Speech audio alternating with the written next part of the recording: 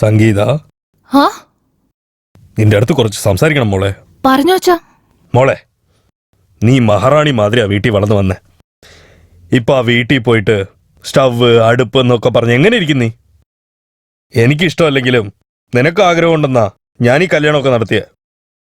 ഇപ്പോ നിന്റെ അച്ഛനൊരു ആഗ്രഹമുണ്ട്, ചെയ്യാൻ പറ്റുമോ? പറഞ്ഞോ അച്ഛാ. നീ എന്ത് ചെയ്യുവോ ഏത് ചെയ്യുവോ എനിക്കൊന്നും അറിയില്ല. ആദ്യം നിന്റെ ഹസ്ബൻഡിനെ ആ വീട്ടിൽ തന്നെ വിളിച്ചോണ്ട് വന്നേരെ. അവന് വേണ്ടി ഒരു ഫാക്ടറി കെട്ടിത്തരാം, അത് നോക്കിക്കൊണ്ടിരിക്കട്ടെ. അല്ല മോളെ, നിന്റെ ഹസ്ബൻഡിന് ഒരു തനി സ്ഥാനം വേണ്ടേ? നിന്റെ ജീവിതം നന്നായിട്ടിരിക്കണമെങ്കിൽ ചേട്ടനനിയന്മാരെ പിരിച്ചു വെച്ച് നീ ജീവിക്കേണ്ട പണി നോക്ക്. നിന്റെ അച്ഛന്റെ ഈ ആഗ്രഹം നീ ചെയ്യുമല്ലോ മോളെ.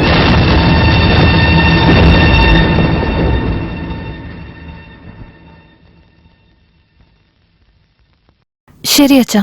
നല്ലത് മോളെ.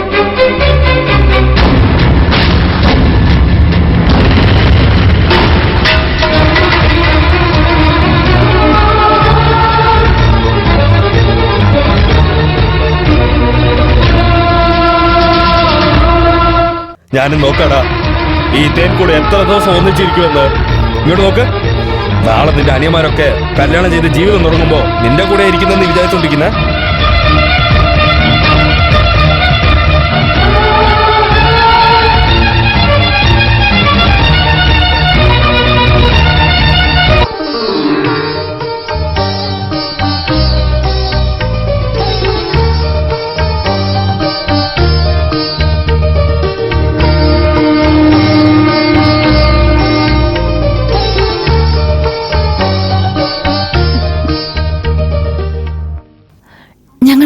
അയ്യോ, അതൊക്കെ എന്തിനാ മോളെ? ഇപ്പോഴല്ലേ ഈ വീട്ടിലേക്ക് നീ ആദ്യമായിട്ട് വന്നത്.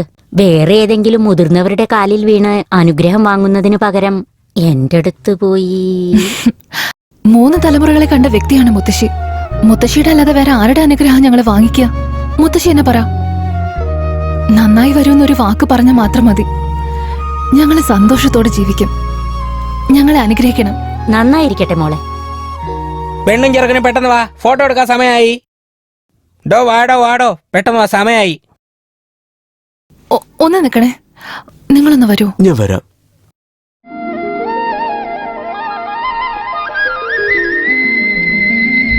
ദൈവം നിങ്ങളെ അനുഗ്രഹിക്കട്ടെ.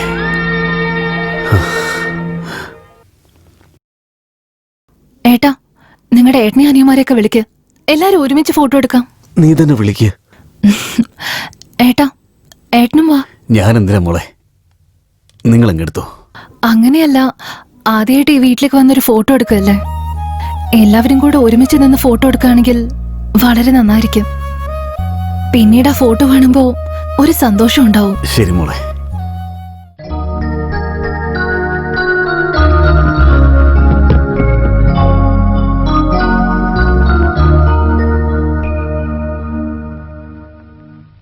സുബു, നിന്റെ ചേട്ടനോട് നിനക്കെങ്കിലും പറഞ്ഞുകൂടായിരുന്നോ? കല്യാണവും കഴിഞ്ഞു, ഭാര്യയും വീട്ടിലോട്ട് വന്നു. ആ തടിയൻ ചക്കൻ കൂടെ തന്നെ കറങ്ങിക്കൊണ്ടിരിക്കുന്നു. അവനത്ര നല്ല ആളൊന്നുമല്ല. വൃത്തികെട്ടവൻ, ആഭാസൻ, പെണ്ണുപിടിയൻ, ഇതിനൊക്കെ പുറമെ വാലാട്ടുന്ന നായ അവൻ. ഓ മുത്തശ്ശി, നിങ്ങൾ ആരോട് സംസാരിക്കുന്നേ? അമ്മമ്മ അതൊന്നും പറഞ്ഞിട്ടില്ല.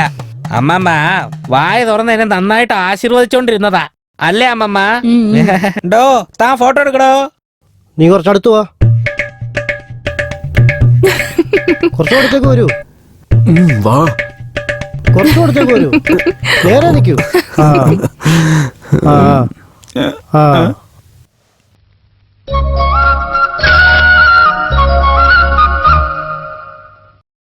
മുത്തശ്ശി, ഇങ്ങോട്ടാ. എന്തിനാ മോളെ?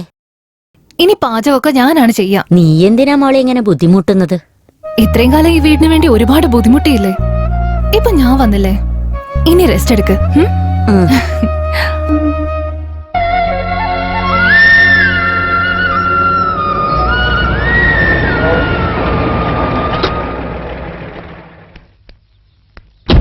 ചെറിയ മേഡം.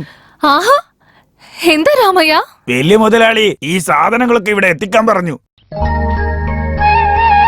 എല്ലാ പാത്രത്തിലും നിങ്ങളുടെ പേരുണ്ട് മേഡം. ഇതെല്ലാം തിരിച്ചെടുത്തോണ്ട് പോ. അതെന്തിനാ മേഡം? ഇത്രയും വർഷങ്ങളായിട്ട് ഈ വീട്ടില് ഇത് എന്റെ സാധനമാണ്, എന്റെ പാത്രമാണെന്ന് സഹോദരന്മാർക്കിടയിൽ ഒരു വേർവ്യത്യാസം ഉണ്ടായിരുന്നില്ല. ഇപ്പൊ ഞാൻ ഈ വീട്ടിലേക്ക് വന്നതിന് ശേഷം ഇത് എന്റെയാണ്, എന്റെ പാത്രമാണെന്ന് പറയുന്നതില് എന്ത് ന്യായമുള്ളത്? രാമനെ ലക്ഷ്മണനെയും പോലെ ഉദാഹരണമായിരിക്കുന്ന ഈ കുടുംബത്തില് ഞാൻ ജീവിക്കുകയാണെന്ന് ഓർക്കുമ്പോ എനിക്ക് ഒരുപാട് സന്തോഷം തോന്നുന്നു. ഈ പാത്രങ്ങളൊക്കെ ഇവിടെ കൊണ്ടുവന്ന് വെച്ച് ദയവ് ഇതെന്നെ ഒറ്റപ്പെടുത്തരുത്. ഈ വീട്ടിലൊരു മരുമകളാണെന്ന് ഒരു വിളിപ്പേര് മാത്രം മതി എനിക്ക്. അതല്ലാതെ എനിക്ക് വേറെ ഒന്നും വേണ്ട. ഇവിടെ ഈ പാത്രങ്ങൾ കൊണ്ടുവരുന്നതിൽ എനിക്ക് താല്പര്യമില്ല. ദയവ് ഇത് നിങ്ങളിത് തിരിച്ചു കൊണ്ടുപോകണം. ചെല്ല് രാമയ്യ.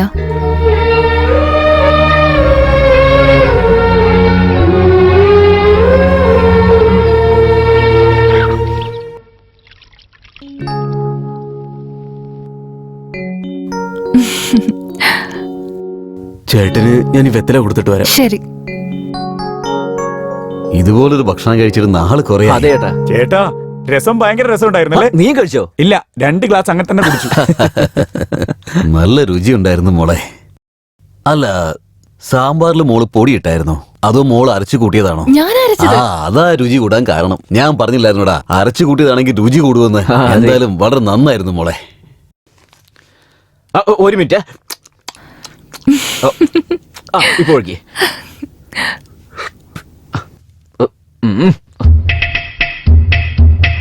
നിങ്ങളൊന്നും പറഞ്ഞില്ല. നിങ്ങൾ ഉണ്ടാക്കിയ മാങ്ങാ ചട്നി സൂപ്പർ. ആ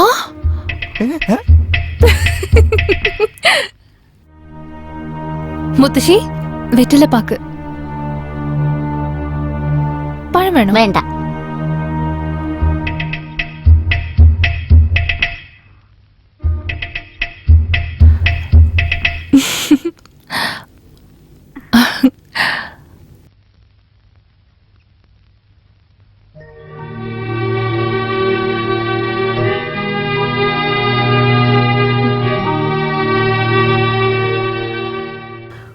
മോളെ, ഇത്രയും നല്ല ഗുണങ്ങളുള്ള നിന്നെ ഞാൻ വല്ലാതെ തെറ്റിദ്ധരിച്ചിരുന്നു.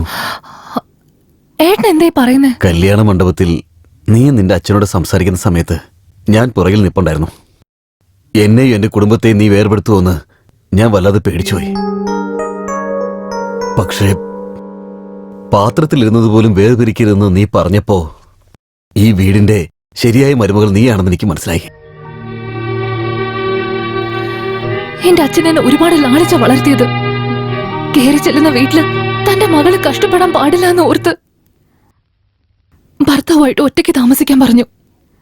ആ സമയത്ത് മാതാപിതാക്കളെ തൃപ്തിപ്പെടുത്തുക എന്നുള്ളത് ഒരു മകളുടെ ഉത്തരവാദിത്തം ഓർത്ത് ഞാനും അതിനെ സമ്മതിച്ചു. പക്ഷെ സത്യം പറയുകയാണെങ്കിൽ ഈ വീട്ടിലെ മരുമകളാകാൻ പറ്റിയതിൽ ഞാൻ ഒരുപാട് പുണ്യം ചെയ്തിട്ടുണ്ട്. എന്തുകൊണ്ടാന്ന് വെച്ചാ ഞാൻ ഇന്നുണ്ടാക്കിയ ഭക്ഷണത്തിൽ ഒരല്പം പോലും ഉപ്പല്ലായിരുന്നു. എന്നിട്ടും കേറി വന്ന മരുമകളുടെ മനസ്സ് വിഷമിക്കാൻ പാടില്ലെന്നോർത്ത് സാമ്പാർ കൊള്ളായിരുന്നു, രസം അട്ടിപ്പൊളിയായിരുന്നു എന്നൊക്കെ പറഞ്ഞു. ഇതുപോലൊരു ഭാഗ്യം വേറെ ആർക്കാ കിട്ടുക? എന്താ മോളെ, എല്ലാം നന്നായിട്ട് നടന്നില്ലേ? അതേ ആരല്ല ഞാനും കഴിച്ചത്. അപ്പൊ എനിക്കറിയില്ലേ. ഏട്ടൻ പിന്നെയും കുഴപ്പമില്ല, ഒരു മടിയില്ലാതെ എന്നെ പ്രശംസിച്ചു. പക്ഷെ നിങ്ങളുടെ രണ്ടാമത്തെ അനിയനോ നിങ്ങൾ പറയുന്നതിനൊക്കെ മുമ്പേ വന്ന് മാങ്ങ ചമ്മന്തി അടിപൊളിയായിരുന്നു എന്ന് പറഞ്ഞു. അതിനിപ്പോ എന്തു പറ്റി? ഇന്ന് ഞാൻ ചമ്മന്തി ഉണ്ടാക്കിയിട്ടില്ലായിരുന്നു ഏട്ടാ.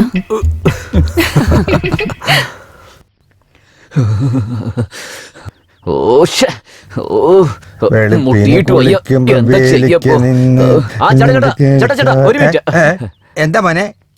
അതെ, ഞാൻ നിങ്ങളെ കുറിച്ച് ഒരു കാര്യം കേട്ടു. സത്യമാണോ? എന്താ കാര്യം? ഒരു സിഗരറ്റ് ഉണ്ടോ? ഞാൻ ഇതുവരെയ്ക്ക് സിഗരറ്റ് ഒന്നും വലിച്ചിട്ടില്ല മോനെ. ബീഡിയുണ്ട്, ബീഡി. തരൂ. ഇന്ന പിടിച്ചോ.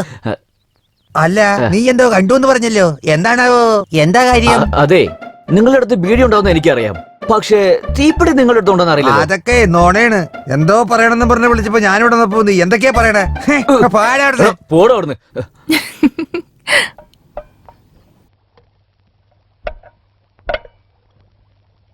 എന്താണാവോ നോക്കുന്നത്?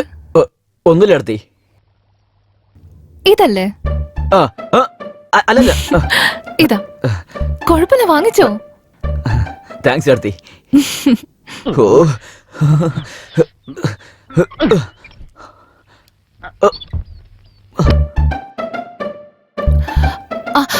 ഒന്ന് നിക്കോ.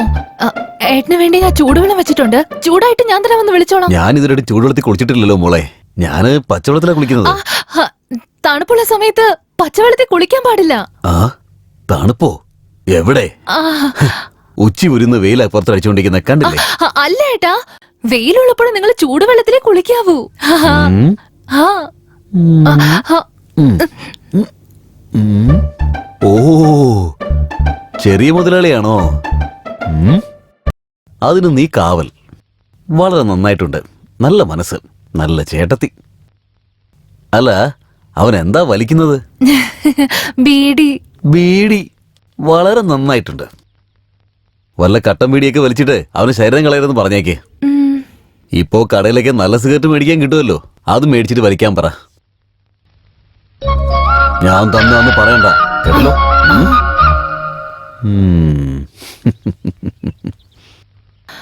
എന്റെ അമ്മേ.